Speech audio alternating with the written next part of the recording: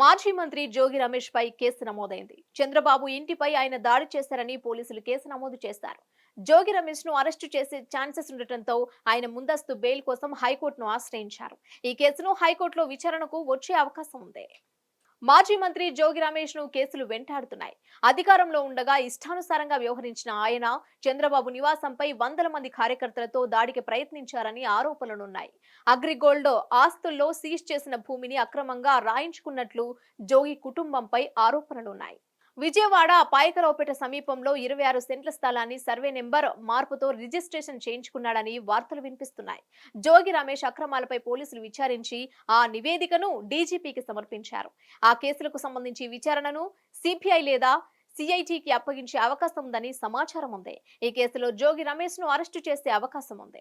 ఈ వ్యవహారంతో ఆయన ముందస్తు బెయిల్ కోసం హైకోర్టును ఆశ్రయించారు. ఈ కేసుపై విచారణ జరిపే అవకాశం ఉంది. కేసు నమోదు అయినప్పటి నుంచి జోగి రమేష్ అజ్ఞాతంలో ఉన్నారు. ఎన్నికల్లో ఓటమి తర్వాత ఆయన నియోజకవర్గంలో ఎక్కడా కనిపించలేదు. ఫలితాల తర్వాత ఒక్కరోజు మాత్రమే జగన్ కలిశారు Jogi Ramesh. Hit TV app ని డౌన్లోడ్ చేసుకోండి. ఇందులో short news, live news, entertainment movies అన్ని అవైలబుల్ గా ఉన్నాయి. Please download Hit TV app. Hit TV app hit TV యాప్ని ఫ్రీగా డౌన్లోడ్ చేసుకోండి.